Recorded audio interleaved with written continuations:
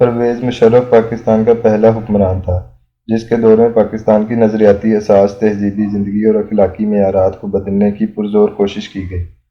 پاکستان بننے کے ٹھیک 52 سال بعد برسر اقتدار آنے والا یہ فوجی ڈکٹیٹر ایک ایسے پاکستان کا خواب دیکھا کرتا تھا جس کی گلیوں بازاروں میں گھومتے اور اقتدار کے ایوانوں میں چہل قدمی کرتے ہوئے آپ کو ہرگز یہ محسوس نہ ہو سکے کہ آپ ایک ایسے ملک میں آ نکلے ہیں جہاں کے رہنے والوں نے 50 سال پہلے یہ ملک اس بنیاد پر حاصل کیا تھا کہ ایک باپ دادا کی اولاد ایک طرح کی طرز زندگی گزارنے والے اور بظاہر ایک طرح کی شکل و صورت اور شباہت رکھنے والے اس لیے اکٹھا نہیں رہ سکتے کیونکہ ان میں سے ایک نے کلمہ طیبہ پڑھ کر اسلام قبول کر لیا ہے۔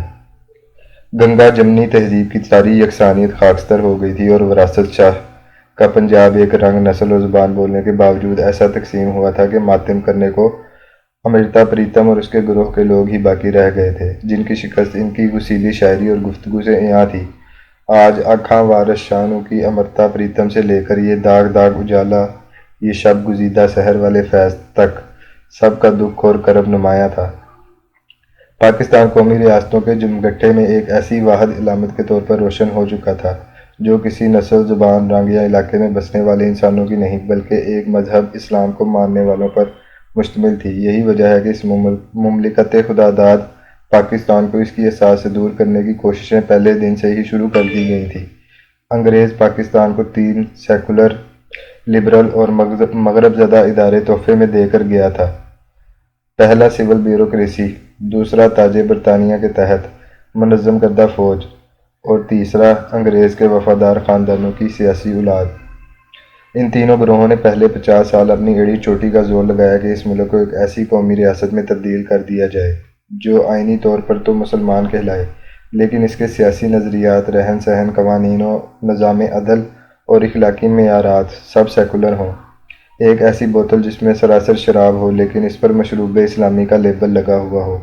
عوام کی اکثریت کی اسلام سے بے پناہ محبت کی وجہ سے یہ لوگ کامیاب نہ ہو سکے۔ فوجی ڈکٹیٹر ایوب خان اور یحییٰ خان کے 13 سالہ دور میں پاکستانی معاشرے کو سیکولر بنانے کی کوشش ہوئی جس کے رد عمل میں پورے ملک میں قوم پرست تحریکیں منظم ہو گئیں۔ جب کلمہ طیبہ کی بنیادی اساس کو ہی پس پشت ڈال دیا گیا تو پھر بنگالی، پنجابی، پشتون، سندھی اور بلوچ ہونا لوگوں کے لیے زیادہ بہتر اور خود مختار راستہ تھا۔ اس سیکولر ڈکٹیٹرشپ کے دور میں جو قوم پرست تحریکیں اٹھیں ان کی وجہ سے مشرقی پاکستان بنگلہ دیش بن گیا۔ بھٹو نے بھی اسی سیکولر راستے پر کمیونزم کی گاڑی چلانے کی کوشش کی لیکن چند سال بعد ہی عوامی رد عمل نے اسلام سے ایسی محبت دکھائی کہ اس کا سورج 1977 میں غروب ہو گیا۔ اس تحریک کے نتیجے میں ضیاء الحق کی حکومت آئی جس نے بظاہر اپنی بقا کے لیے بیوروکریسی، فوج اور سیاست میں اسلام کو بزور طاقت داخل کرنے کی کوشش کی۔ یہی وجہ ہے کہ پاکستان کے تمام اسلام دشمن افراد کے لیے ضیاء الحق گلے کی وہ ہڈی ہے جو ایسی پھنسی کہ آج تک نہیں نکل سکی۔ مشرف کو اپنے مزاج اور نظریات کے حوالے سے ایک سازگار ماحول میسر آیا تھا۔ امریکہ نے 11 ستمبر واقعے کے بعد پوری دنیا کے مسلمانوں کے خلاف جس صلیبی جنگ کا آغاز کیا تھا، مشرف اس کا ساتھی اور پاکستان اس کا ہر اول دستہ بن چکا تھا۔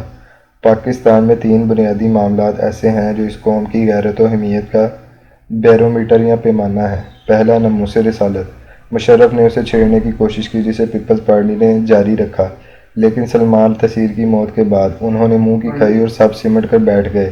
بھارت نے خوشگوار تعلقات دوسرا نقطہ ہے۔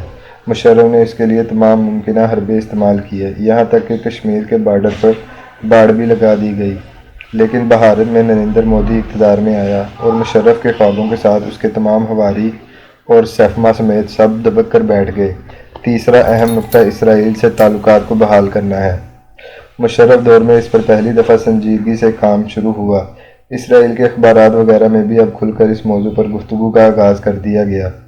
31 اگست 2005 کو پاکستانی اور عالمی اخبارات نے یہ حیران کن خبر لگائی کہ پاکستانی وزیر خارجہ خورشید محمود قصوری اور اسرائیلی وزیر خارجہ سلوان شالوم آپس میں ملاقات کرنے والے ہیں۔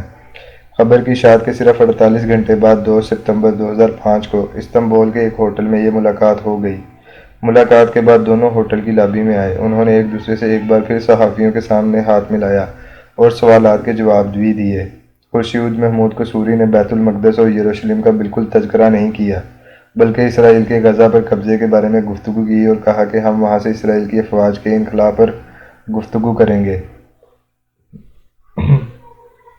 اس کے ساتھ ہی انہوں نے اسرائیل کی یہودی ریاست کے شانہ بشانہ فلسطینی ریاست کے امریکی تصور کا خوب چرچا کیا، جبکہ اسرائیلی وزیر خارجہ سلمان شالوم نے بغیر کسی لگی لپٹی رکھے سب سے پہلے یہ کہا، ہمارے یہ مذاکرات پاکستان کے اسرائیل کو تسلیم کرنے اور مکمل سفارتی تعلقات بحال کرنے کی جانب ایک قدم ہے، اور پاکستان کا اسرائیل کو تسلیم کرنا دیگر مسلم ممالک کے لیے بھی مددگار ثابت ہوگا تاکہ وہ ایک یہودی ریاست کے ساتھ تعلقات استوار کر سکیں۔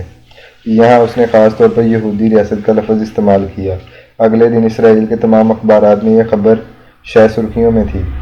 خورشید قصوری اور سلمان شالوم کی یہ ملاقات اچانک نہیں ہو گئی، اس کے پیچھے اسرائیل اور پاکستان میں کام کرنے والی پس پردہ قوتوں کی محنت شامل رہی۔ ان تمام کوششوں کا آغاز ضیاء الحق کے بعد شروع ہوا، اس سے پہلے کہ 40 سال پاکستان کی اسرائیل دشمنی پالیسی کی علامت تھے۔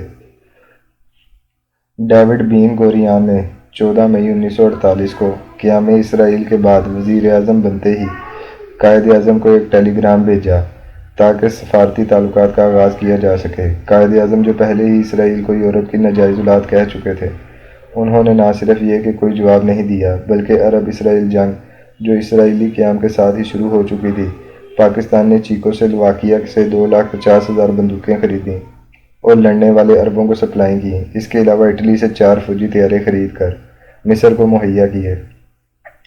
امریکی سیکیورٹی آرکائیو سے ملنے والی ان معلومات کی بنیاد پر یہ تفصیل موشے ییگر نے اپنے مضمون میں لکھی ہے۔ یہ وہ زمانہ تھا جب پاکستان کی معاشی حالت دگرگوں تھی، مگر پھر بھی قائد اعظم نے اسرائیل کے خلاف لڑنے والے عربوں کو مکمل مدد فراہم کی۔ اس کے بعد دوسری عرب اسرائیل جنگ جو 1967 میں ہوئی، پاکستان نے اسرائیل سے لڑنے کے لیے اپنے 6 فائٹر پائلٹ بھیجے، جن میں سے ایک پاکستانی پائلٹ سیف العظم کو 4 اسرائیلی طیارے مار گرانے کا اعزاز حاصل ہوا۔ 1973 کی جنگ میں پاکستان نے فلسطینیوں کا بھرپور ساتھ دیا۔ اس جنگ میں مصر نے حیران کن فتح حاصل کی تھی اور دنیا کی سب سے مضبوط اسرائیلی دفاعی لائن بارلیف کو خاک میں ملا دیا تھا۔ اس کے بعد 1982 میں جب اسرائیل لبنان میں داخل ہوا تو لاتعداد پاکستانی اس سے لڑنے کے لیے گئے، جن میں سے 50 پاکستانیوں کو اسرائیل نے گرفتار بھی کیا، لیکن مشرف کے اقتدار میں آتے ہی سب کچھ بدل گیا۔